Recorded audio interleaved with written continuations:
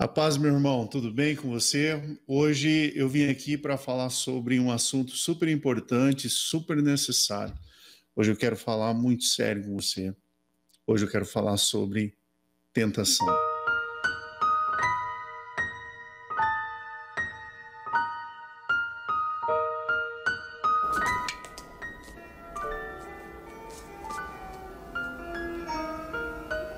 Vaidade. Definitivamente meu pecado favorito.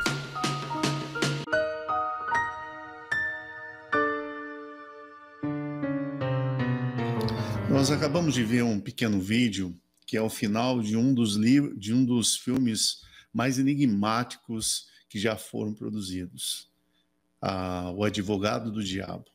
Esse filme ele é muito interessante porque trata muitas questões no filme, vai falar muito sobre as tentações, vai falar sobre a questão do sexo, vai falar sobre a questão do dinheiro, vai falar sobre a questão do poder, vai falar sobre a maneira como o diabo engana as pessoas, e é interessantíssima a maneira como o filme termina. O filme termina com o diabo dizendo, como você acabou de ver, que o pecado que ele mais gosta, o pecado preferido dele é a vaidade.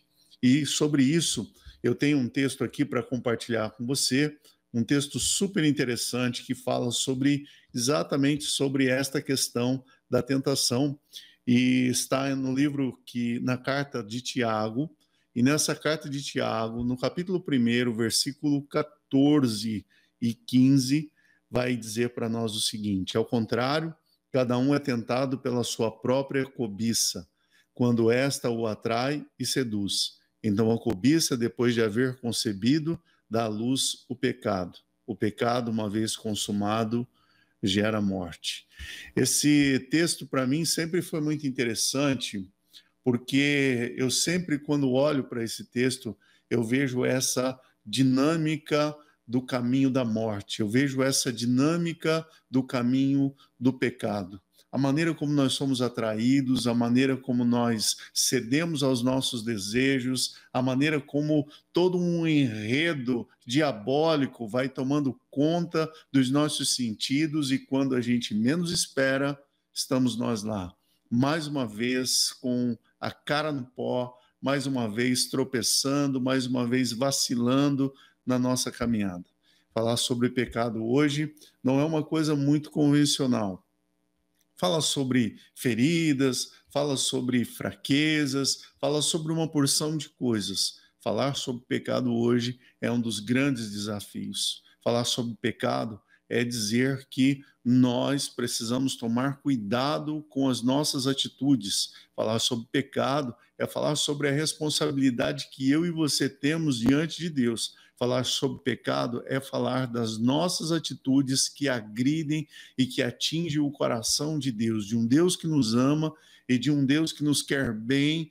É falar sobre essa rebeldia que atinge diretamente o coração amoroso de Deus, e dizer e confessar que eu e você somos culpados, que eu e você transgredimos, que eu e você temos vacilado. Mas o pecado é a consumação de um desejo. Hoje eu quero falar com você sobre algo que vem antes do pecado, e que, se você conseguir trabalhar bem com isso, se você conseguir ter o discernimento espiritual para entender essas ciladas que muitas vezes o diabo arma e a gente acaba caindo, nós vamos ter a grande oportunidade de não ter que tratar as consequências do pecado, mas de nós nos precavermos com esses gatilhos da nossa alma, esses gatilhos do nosso desejo, que muitas vezes leva a gente para um caminho errado, que leva a gente a vacilar na nossa caminhada com Deus e, consequentemente, fazer a gente padecer desse mal que tem feito tantas e tantas pessoas caírem na sua caminhada com Deus, se desviarem do propósito de Deus. Tantos e tantos homens de Deus, gente realmente que está ali numa vida com o Senhor, mas por um instante deixa que essa vaidade da alma, deixa que esse desejo do coração se torne, estou falando sobre a isca de Satanás, né? A maneira como Satanás ele vai nos envolvendo e, infelizmente, acaba tomando conta do nosso coração com muitos desejos, com muitas coisas que realmente vão nos fazer desviar dos caminhos do Senhor. Há uma grande diferença, por exemplo, entre o que acontece com um ser humano comum, convencional, vamos dizer assim, e o que aconteceu com Jesus. Jesus ele é levado ao deserto. Jesus, depois de 40 dias e 40 noites sendo tentado, diz a palavra de Deus que então o diabo, na sua astúcia, estrategicamente chega para Jesus para tentá-lo na sua identidade, para tentá-lo naquilo que Jesus é, que é filho, que é ser filho de Deus. E então Satanás vai dizer, se você realmente é filho de Deus, por que você não transforma essas pedras que aqui estão em pães e assim você pode matar a sua fome? Mateus retrata esse texto de uma maneira muito interessante, porque ele vai dizer que depois de 40 dias e 40 noites de Jesus estar ali jejuando, ele teve fome. Satanás, ele estrategicamente vai justamente agir nas nossas áreas de mais debilidade, das nossas feridas. Satanás vai se aproveitar das nossas fraquezas. Satanás vai se aproveitar das nossas tentações, das nossas paixões, dos nossos desejos. Hoje eu quero trazer essa palavra de alerta ao seu coração. O que é a vaidade? A vaidade, segundo aquele filme, é o pecado que o diabo mais gosta. E por quê? Você já parou para pensar sobre a vaidade? Porque a vaidade é a tentação de nós nos deixarmos envolver pelas palavras que massageiam o nosso ego. A vaidade é essa tentação de nos levar a entender de que nós somos muito bons, de que nós somos muito valiosos, de que realmente o que a gente tem não vale a pena porque é muito pouco diante daquilo que nós somos, diante do nosso potencial. Parece, queridos, que muitas vezes nós olhamos, não nos merece. Eu digo isso como marido, como filho, como pai, como esposo, enfim, a maneira como nós olhamos tudo ao nosso redor parece ser pequeno demais e que a gente merece muito mais. A vaidade é o pecado que Satanás tem usado para atingir o coração do ser humano do nosso século. A vaidade é o que acontece muitas vezes nas redes sociais, onde estão todos em busca de um clique, de um like, de um gostei. A vaidade nos leva sedutoramente para um caminho de morte, porque primeiro nós somos tentados a respeito dos nossos desejos, a partir das nossas falhas de caráter, a partir das nossas necessidades.